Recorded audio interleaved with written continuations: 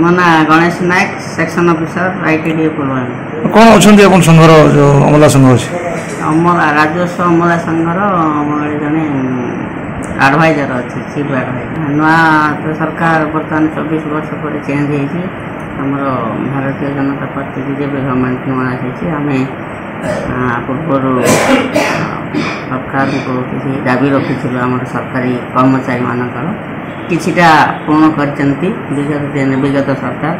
ବର୍ତ୍ତମାନ ଯେଉଁ ନୂଆ ସରକାର ଅଛନ୍ତି, ମାନ୍ୟବର ମୁଖ୍ୟମନ୍ତ୍ରୀ ଶ୍ରୀଯୁକ୍ତ ମୋହନ ମାଝୀ ସାର୍ ଆମର ଭବିଷ୍ୟତରେ ଆମେ କିଛି ଦାବି ଉପସ୍ଥାପନ କରିବୁ। ଆମ ସରକାରୀ କର୍ମଚାରୀଙ୍କର କେମିତି ଭଲ ହେଇପାରିବ, ଆମର ସ୍ୱାର୍ଥକୁ ଦୃଷ୍ଟିରେ ରଖିକି କିଛି କରିବେ। ଆମେ ନିମ୍ନମାନର କର୍ମଚାରୀ ଅମଲା ଭାଇ ଭଉଣୀମାନେ ନିମ୍ନମାନର ଦରମା ସମସ୍ତଙ୍କ ଠାରୁ ପାଉଛୁ।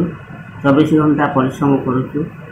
ଆଉ ସରକାରୀ କଳ ଆମେ ହେଉଛୁ ମୂଳଦୁଆ। ସରକାର ରୁଟ୍ ଲେଭେଲରୁ ଆମ କାମ କରିକି ବ୍ଲକ, ତହସିଲ, ICDS ଏମିତି ବିଭିନ୍ନ ଡିପାର୍ଟମେଣ୍ଟରେ ଆମେ କାମ କରି ଆସୁଛୁ। କିନ୍ତୁ ସେ ଗରିବ ପଛୁଆ ବର୍ଗରୁ ଆସିଛନ୍ତି। ଆମର ନିମ୍ନ ତଳ କର୍ମଚାରୀମାନଙ୍କର କିଛି ଇଭେଣ୍ଟ ସେ ଶୁଣିବେ ଆଉ ତାକୁ କାର୍ଯ୍ୟକାରୀ କରିବେ।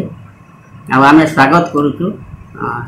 ଶୀଘ୍ର ଗଠନ ସରକାର ଗଠନ କରିକି ଆମମାନଙ୍କର ଉପକାର କରିବେ ବୋଲି ମୁଁ ଆଶା ରଖିଛି। ଆଉ ମୋ ନାଁ ଆଜ୍ଞା କୁଞ୍ଜବିହାରୀ ଶତପଥୀ। କ'ଣ ଅଛନ୍ତି? ମୁଁ ସମ୍ପାଦକ ଜିଲ୍ଲା ଆଇନ ସଂଘ ଫୁଲବାଣୀ।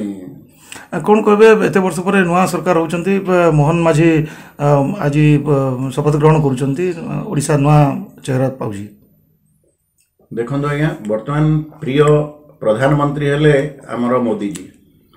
ଆଉ ନରେନ୍ଦ୍ର ମୋଦିଙ୍କ ଅନୁପ୍ରାଣିତ ହୋଇ ଆମର ଓଡ଼ିଶାବାସୀ ଭଲ ପାଇ ତାଙ୍କର ଆଇନ, ତାଙ୍କର ଭଲ ପାଇବା ଓ ତାଙ୍କର ଗ୍ୟାରେଣ୍ଟିକୁ ଆଶା ଓ ଭରସା ରଖି ପ୍ରଚୁର ପରିମାଣରେ ଭୋଟ ଦେଲେ ଆମ ଓଡ଼ିଶାବାସୀ। ଆଉ ତାଙ୍କର ଅନୁପ୍ରାଣିତ ହୋଇ ଆମର ମୋହନ କୁମାର ମାଝୀ ମଧ୍ୟ ବହୁତ ବଢ଼ିଆ, ବହୁତ ଭଲ। He is a sober person. And Mohan Kumar Majhi ସେ ହେଉଛନ୍ତି ଗ୍ରାସ୍ ରୁଟ୍ରୁ ଜଣେ RSS ପ୍ରେମୀ ରାଷ୍ଟ୍ରୀୟ ସ୍ୱୟଂସେବକ ସଂଘର ଭାଇ ଜଣେ। ଆଉ ସେ ସରସ୍ୱତୀ ଶିଶୁ ମନ୍ଦିରର ଜଣେ ଶିକ୍ଷକତା କରିଛନ୍ତି। ଆଉ ସେ ସରପଞ୍ଚ ବି ଥିଲେ। ତେଣୁ ସେ ଗ୍ରାସ୍ ରୁଟ୍ର ସବୁ ପ୍ରକାରର ପ୍ରୋବ୍ଲେମ୍ ଯେଉଁଠି କ'ଣ ସମସ୍ୟା ଅଛି ସେ ସବୁ ବିଷୟ ଅବଗତ ଅଛନ୍ତି। ତେଣୁ ମୁଁ ଭାବୁଛି 5 ବର୍ଷ ଭିତରେ ଓଡ଼ିଶାର ଉତ୍ତରୋତ୍ତର ଉନ୍ନତି ହେବ। ଆଉ ମୋଦିଜୀଙ୍କର ଯେଉଁ ଗ୍ୟାରେଣ୍ଟି ଦେଇଥିଲେ ଏବଂ ଯାହା ତାଙ୍କର ଓଡ଼ିଶାବାସୀଙ୍କୁ ସେ ଆଶା ଦେଇଛନ୍ତି ଯେ ଏଇ ଗୁଡ଼ାଏ ଜିନିଷ ଉପରେ ଦେଇଛନ୍ତି, ତାଙ୍କୁ ପୂରଣ ହେବ ବୋଲି ଏଗୁଡ଼ା ସବୁ ନିଶ୍ଚିତ ପ୍ରତିଫଳିତ ହେବ ଆଉ ନିଶ୍ଚିତ ଭାବେ ଫ୍ରୁଟଫୁଲ୍ ହେବ ବୋଲି ଆମ ଓଡ଼ିଶାବାସୀଙ୍କର ଆଶା ଓ ବିଶ୍ୱାସ।